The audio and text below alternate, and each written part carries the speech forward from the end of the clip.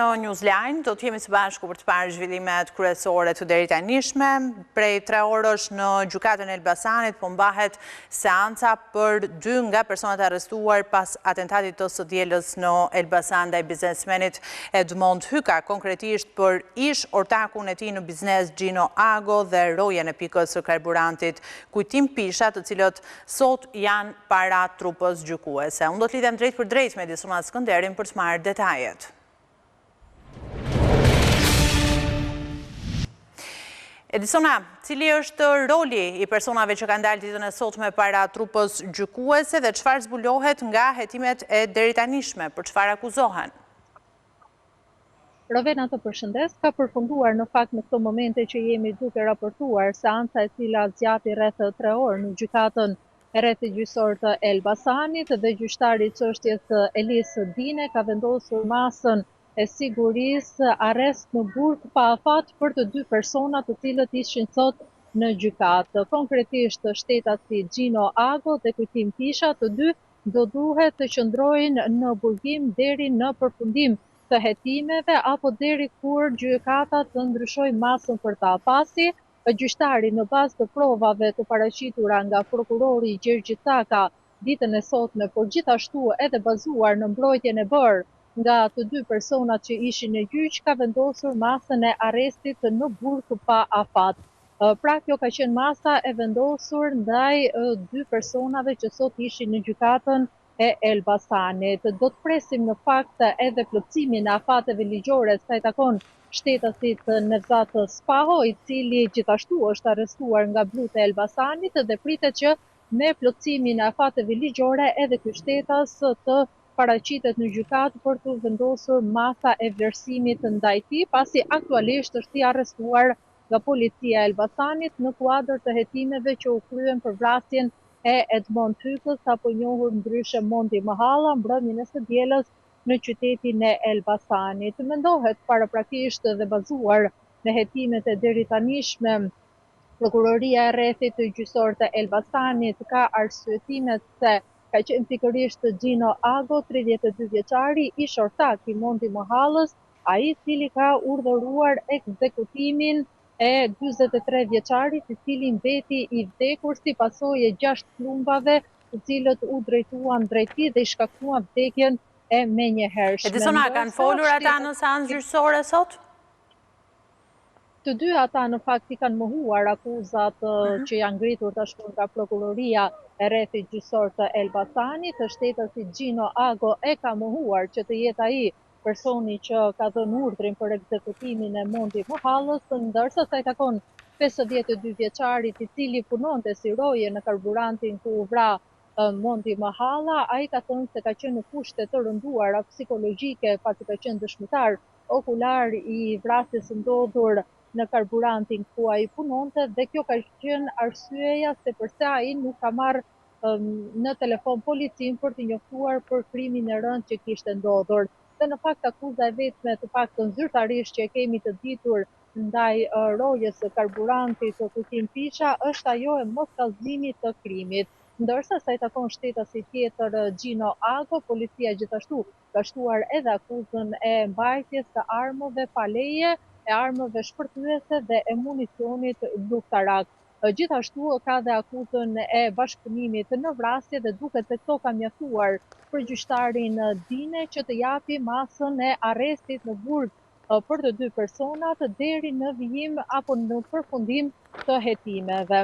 Rikujtojmë edhe një herë që për këtë ngjarje janë shpallur në kërkim edhe 2 persona të tjerë, 2 shtetas të tjerë, të cilët aktualisht janë duke kërkuar nga policia e Elbasanit, por ende me sa duket nuk është bërë i mundur lokalizimi i tyre dhe vjen puna në terren, por gjithashtu në bashkëpunim me drejtorisë vendore të policive të qyteteve të tjera për të lokalizuar dhe më pas për t'i vënë përpara drejtësisë edhe 2 shtetasit e tjerë, të cilët dyshohet se janë të përfshirë dhe kanë pasur rol në ekzekutimin mafios që u bë ndaj Mondi Mahallës. Aktualisht kemi 3 persona të arrestuar, i rikujtojmë dhe njëherë 2 shtetasit të cilët ishin sot për masën e vlerësimit të Gjino Ago dhe Kujtim Pisha, ndërkohë që po ashtu është edhe shtetasi Nevzat Spaho, 29 vjeçari, i cili u arrestua mbrëmjen e së mërkurës në qytetin e Prenjasit dhe aktualisht ndodhet në pritje të takimit të masës për të dalë në gjykatën e Elbasanit dhe gjithashtu për të njohur edhe ky person i cili gjithashtu mendohet të paktën deri më tani dhe policia ka dyshime të forta se edhe ky person ka pasur një rol kyç në ekzekutimin mafios ndaj Mondi Mahallës. Sa i takon hetimeve, të dy këta persona janë treguar të rezervuar në dhënien e informacionit, e kanë mohuar në deklaratën paraprake të dhënë në komisariatin e Elbasanit si Kujtim Pisha, por gjithashtu edhe Gjino Ago që të jenë të përfshirë në vrasjen e Mondi Mahallës dhe duket se i kanë qëndruar edhe deklaratës së mëparshme në gjykatën e Elbasanit, pasi edhe sot i kanë mohuar akuzat që të dy. Faleminderit Edisona Skënderi për raportimin. Ecimotej, gjykata e lartë ka prishur vendimin e apelit posaçëm dhe ka kthyer për rigjykim në këtë gjykat Ilir Selmanin dhe Elvis Gaçajn të dyshuar për vrasjen e ish policit Santiago Malko. Vendimi u dha në dhomë këshillimi nga treshja e gjyqtarëve Ilir Panda, Sander Simoni dhe Medi Pici. Ilir Selmani u dënua me 16 nëntor të vitit 2023 me vendim të formës së prerë me 28 vite burg, ndërsa për Elvis Gaçajn apeli posaçëm rozoi vendimin e shkallës së parë dhe riktheu dhe njëherë çështjen për rigjykim në gjykatën e posaçme.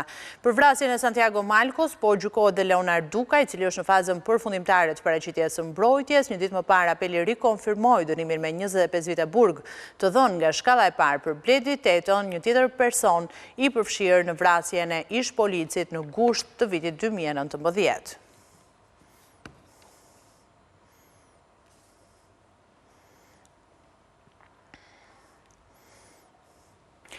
Banesa në zonën e Ish-Kënetës në Durrës, ku jetonte 15 vjeçari vrarë nga shoku i tij është mbyllur dhe pse kishte ardhur aty për një jetë më të mirë, familja e tij pësoi dhimbjen më të rëndë. Adoleshenti që do të prehet në vendlindjen e tij në Bulqiz, ndërsa banorët e zonës me dhimbje për ngjarjen kërkojnë më shumë kontroll për të miturit.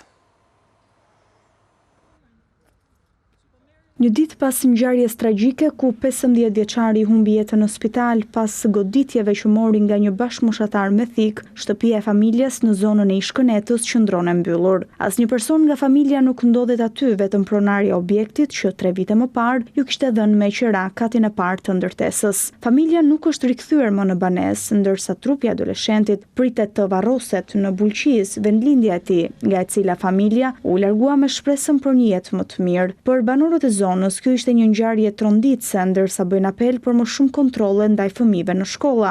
O jemi trondit gjithë. Allah gjithë jemi trondit. Pra zot që ka gjithë gjali majmajni, ta rajsh tronin ta besh 15 vjeç. Ta qesh këto, ka kur ta merë zoti, ta merë, po kur gjitha ta vrete qëtë që të motrit e gabina kam vra. Si s'na trondit quni ka 15 vjeç, në ka ardhë shumë keq, po që të bësh fëmijëvet?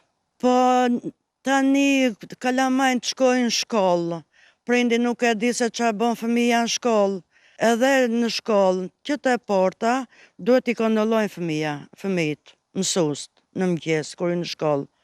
Se tani këta janë fëmijë dhe ziren, nga i nati si, për ma që ja u pretmendja. 15 vjeçari u godit me thik pranë zemrës pas një konflikti të nisur për komente në rrjetet sociale. Takimi organizuar mes tij dhe autorit për të sqaruar situatën përfundoi tragjikisht duke i marrë jetën të riut pas rreth një jave në spital. Me firmat e Partisë Demokratike dhe me votat e Partisë Socialiste. Mazhoranca dhe opozita e gjetën dhe një rrugën e marrëveshjes, duke zgjedhur kështu Lefterie Luzin si komisionere për mbikëqyrjen e shërbimit civil. Ish kryetarja e Komisionit Qendror të Zgjedhjeve në vitin e fundit të qeverisjes Partisë Demokratike mori 79 vota të socialistëve në kuvend, ndërsa deputetët demokratë, edhe pse e çuan si kandidaturë, nuk e votuan, ashtu si kundër në 2017, kur nuk i dhanë një mandat të dytë në KQZ për të lënë të hapur rrugën e rikthimit si drejtoresh në kuvendin e drejtuar nga socialistët. Opozita komode e deputetëve demokrat Lefteri Luzi, ish kryetarja e Komisionit Qendror të Zgjedhjeve e propozuar dhe votuar nga qeveria Berisha në 2012, zgjidhet komisionere për mbikëqyrjen e shërbimit civil për një mandat 5 vjeçar, e mbështetur me firmat e deputetëve demokrat dhe votuar nga socialistët. Ish drejtoresha e Kuvendit do të zëvendësojë në këtë pozicion Pranvera Strakoshën. Në votimin e fshehtë ajo mori 79 vota pro, 1 abstenim dhe 4 kundër. Gjatë procesit të votimit, shumica e demokratëve nuk morën pjesë në votim, me përjashtim të Bujar Leskajt, Tritan Sheut, Greta Bardeli dhe Arjan Ndoj. Zonja Lefterie Leshi Luzi zgjidhet komisionere për mbikëqyrjen e shërbimit civil. Por edhe pse u zgjodh me votat e socialistëve, kandidatura e Luzit shkoi në seancë me firmat e demokratëve, me në krye Jozefina Topallin, ish shefen e saj në krye të Kuvendit, e cila nuk humbras për të valvitur flamurin e opozitarizmit. Por kur i duhet, nuk nguron të jetë pjesë e paktit, si në këtë rast kur Luzi zgjidhet në krye të shërbimit civil me firmat e demokratëve dhe votat e socialistëve. Luzi u zgjodh kryetare e Komisionit Qendror të Zgjedhjeve në 2012 nga demokratët, ndërsa ishin po këta që e skualifikuan nga gara për një mandat të dytë në 2017. Aso kohë do të ishte Ilir Meta që do e rikthente sërish në Kuvend, duke i dhënë postin e drejtoreshës së shërbimeve të komisioneve parlamentare, pozicion që do e mbante edhe gjatë drejtimit të Kuvendit nga socialistët. Zhvillimet politike i diskutojnë në këto momente në një komunikim të drejtë për drejtë me zotin Skënder Minxholzi.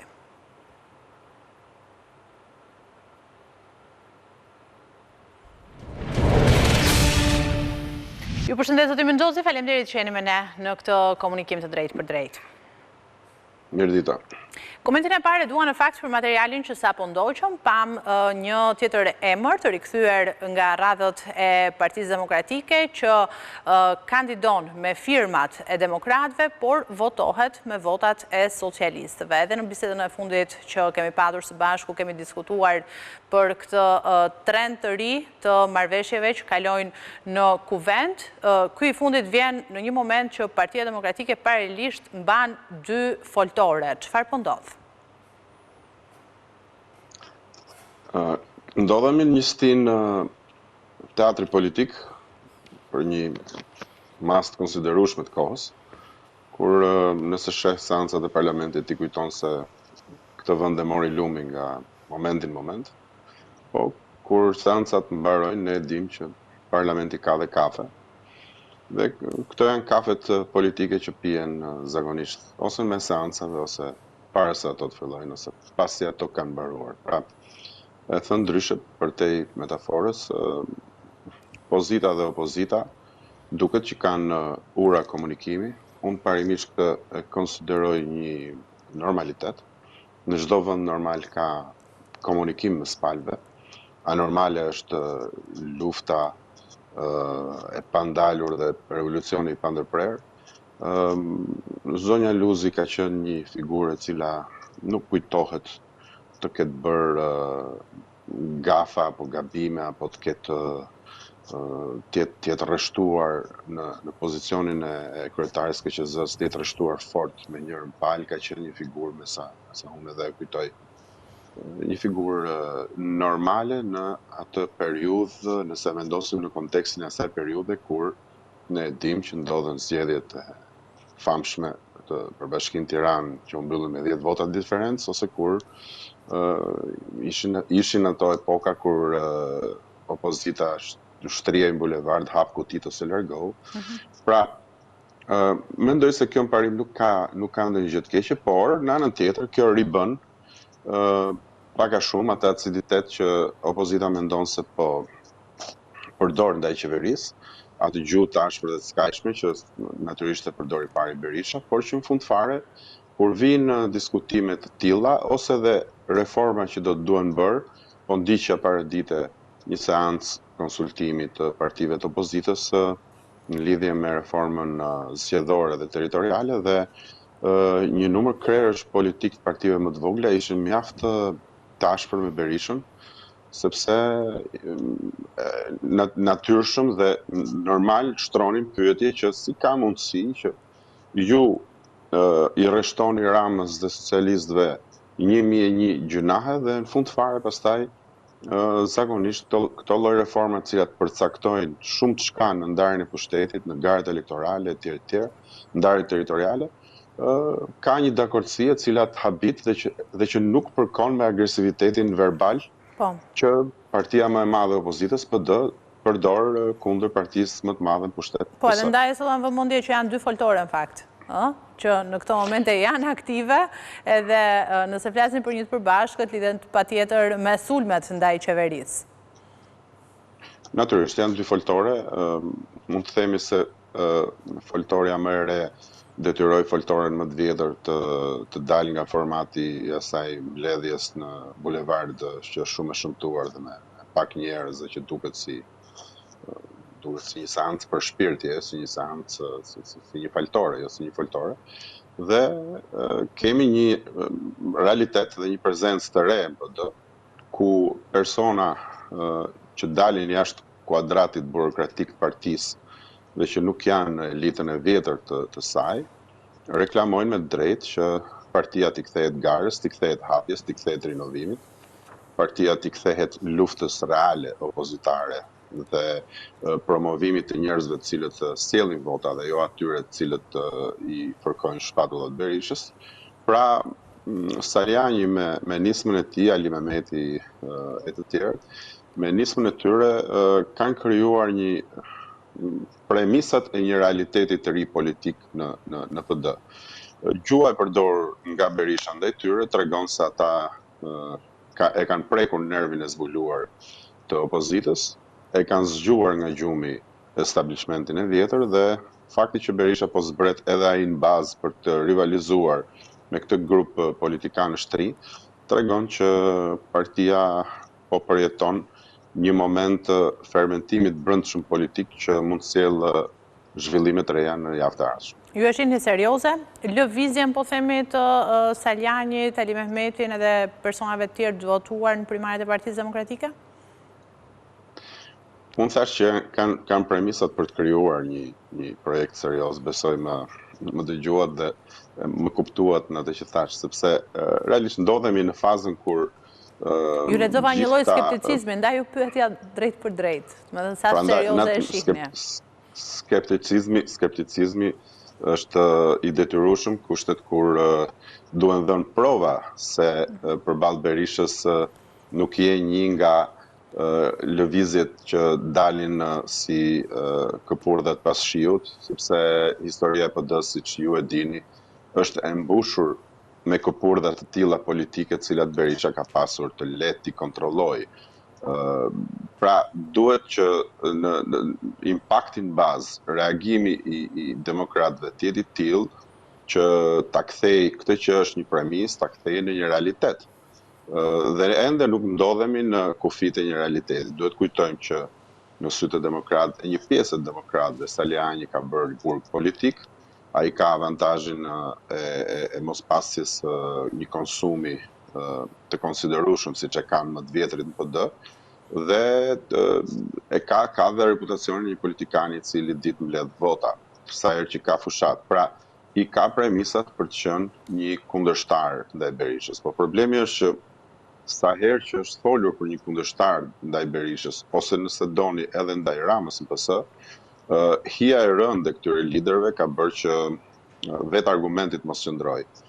Prandaj Saliani, Ali Mehmeti dhe të tjerët që i shkojnë pas duhet që në javët e ardhshme të japin prova se din të koagulojnë atë pakënaqësi që sot në PD është mjaft e gjerë, por që për shkak të prezencës së rëndë të Sali Berishës dhe vështrimit të tij të ngrysur ndaj çdo zëri ndryshe, nuk arrin dot të artikulohet, pra të shprehet. Pra kam përshtypjen se jemi përballë një premise, por nuk jemi përballë ende një realiteti të ri politik. A e shihni ju disi kompromentuese qasjen që vetë personat që kanë ndërmarrë këtë foltore të dytë kanë patur duke e relativizuar atë, duke thënë si fillim ishte një kafe mes demokratëve, tani është një takim mes demokratëve, duke sikur më shumë është faktorizuar nga media dhe nga sulmet frontale që pati kryetari i Partisë Demokratike Sali Berisha?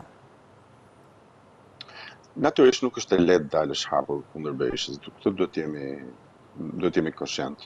E provoi Basha, e provuan edhe gjithë ata që shkonin pas dhe praktikisht sot Basha është një analist studiosh, ndërkohë që ata që shkonin pas ulën kokën, nuk thyen ke Berisha, bën me culpa dhe sot i ke pranë tij. Do të thotë që një oponent ndaj Berishës, edhe ndaj një Berishe i cili prej vitesh u kujtoj është non grata në Amerikë, i cili aktualisht është i akuzuar dhe i pandehur në një proces gjyqësor në GKK për korrupsion, pra edhe ky lider politik i dobësuar nga këto ngjarje, por edhe nga mosha biologjike dhe kozëqatja në majën e kalit të opozitës.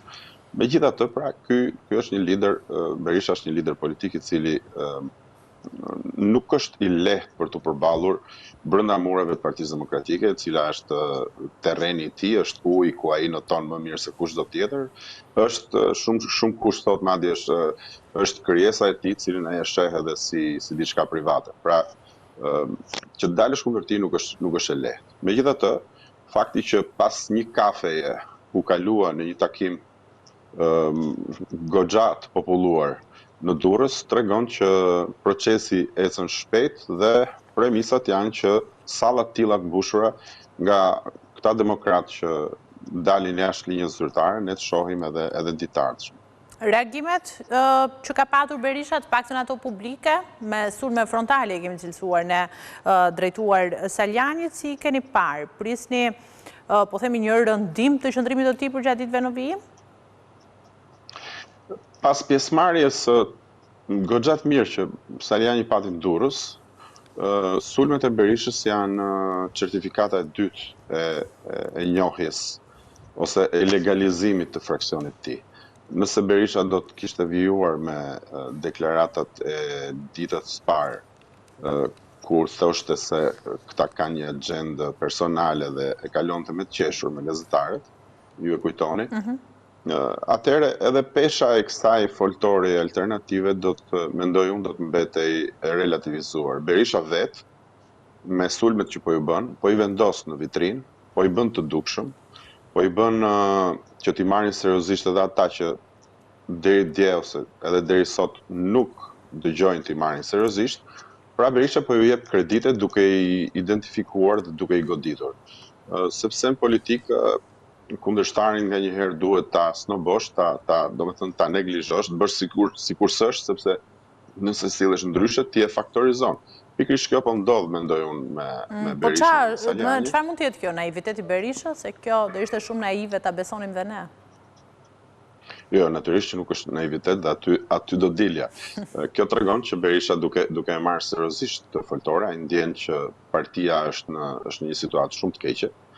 Ai ndjen që ka të vështirë të sjellë njerëz bulevard, ndjen që e ka të vështirë të krijojë një narrativ të besueshme dhe një projekt për mëtutje.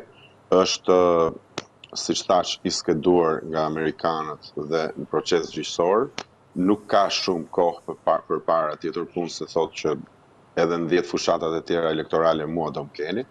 Pra Berisha e di që është në afat skadence si politikan, sado i fuqishëm që ka qenë dhe ka qenë i fuqishëm i tranzicionit.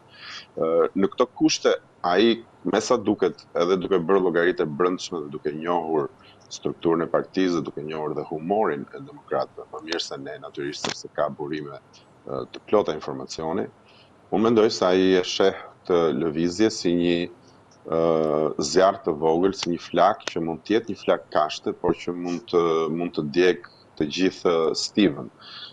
Prandaj kam përshtypjen se serioziteti me cilën Berisha po e merr këtë lëvizje pasqyron edhe atë realitet faktik që sot mbizotron parti, ku edhe 2-3 rinj që mbledhin disa persona në një sallë në një qytet jashtë Tiranës mund të krijojë një problem për partinë. Pra, është diçka më serioze sa një shkëmbim batutash në distancë dhe një skualifikim i këtyre të rinjve si persona që kanë agenda private. Kam përshtypjen se këtë reflekton reagimi i ashpër i Berishës, cilin unë e parashikoj që të vi duke ushtuar, pasi ne fare mirë mund të ndodhemi mes një gare foltoresh alternative, njëra në një qytet dhe tjetra në qytetin tjetër, dhe natërisht në këto raste edhe gjuhët e protagonistëve ashpërsohen dhe bëhen më acide ndaj njëri tjetrit. Okej, më jep parashikimin tënd, nëse më lejon, edhe për lëvizjen që kanë ndërmarrë Saljani dhe Ali Mehmeti, duke marrë në fokus sigurisht një ashpërsim të qëndrimit ndoshta edhe nga zoti Berisha. Prisni ju një ecje para të kësaj lëvizje apo një zhbërje si shumë të tjera në fakt që kanë ndodhur gjatë këtyre viteve? Pikërisht këtë ju thash që është e vështirë të kesh një parashikim, sepse ju e pat dje që për shembull foltoria e Berishës kishte një rreshtim të gjithë përfaqësuesve zyrtarë dhe atyre që konsiderohen burokratë, cilët përdorin një gjuhë mjaft tashpër ndaj foltores Saljani. Pra, po mundohen të krijojnë një situatë ku ti ose jeme ne ose jeme ata. Dhe zakonisht kjo lloj gjuetie shtrigash e bën më të vështirë për sfidantët, pra për grupin e të rive e bën më të vështirë që të mbledhin konsensus, sepse presionet dhe dhuna verbale brenda partisë bëjnë punën e tyre, i trëmbin njerëzit dhe ndoshta çojnë në një stagnacion apo edhe një atrofizim të lëvizjes. Thash që të gjitha alternativat për mua janë të hapura. Do të shihet pas disa raundesh takimesh të Saljanit se sa seriozisht vetë partia po e merr lëvizjen e tij, se sa masive po bëhet kjo lëvizje dhe mbetet për t'u parë, pra nëse ai grushtbore, nëse mund ta përdor këtë figurë që fillon dhe rrokulliset nga maja e malit, do të kthehet në një ortek apo do të mbetet thjesht i tillë dhe do të shuhet aty. Kjo është ideja. Do të mbetet për të parë. Unë ju falenderoj shumë zoti Mirxhoxhi, faleminderit që ishit me mua në këtë komunikim të drejtë për drejtë. Faleminderit ju. Ne ndalemi tani me një shkëputje, rikthehemi pas pak.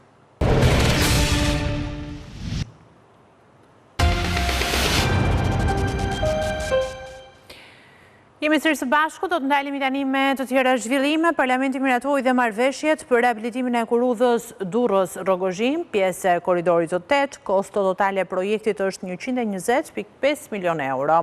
Kurudha parashikohet përfundojë në vitin 2028, ndërsa linja do të jetë plotësisht elektrike me trena që do të lëvizin me shpejtësi deri në 120 km/h.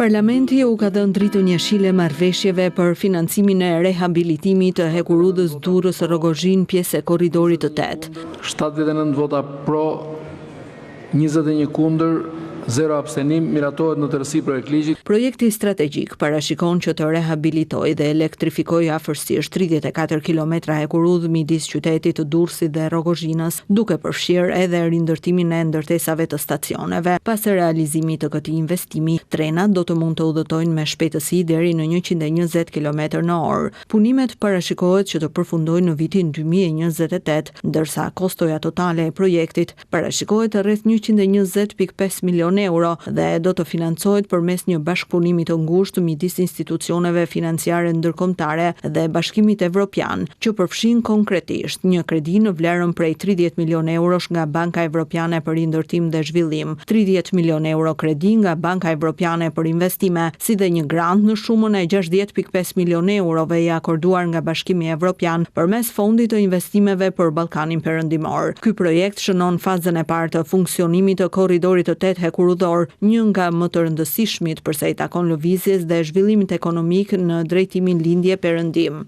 Projekti siguron një ndikim të drejtë për drejtë edhe në ekonominë e zonave nga ku do të kalojë, pasi parashikon qarkullim të rreth 170.000 udhëtarëve dhe mbi 480.000 ton mallra në vit, krijimin e vendeve të reja të punës si dhe reduktimin e kostove të transportit. Korridori 8 hekurudhor përbën një nga boshtet më të rëndësishme të lëvizshmërisë europiane dhe lidh bregdetin Adriatik me detin e Zi përmes Shqipërisë, Maqedonisë së Veriut dhe Bullgarisë.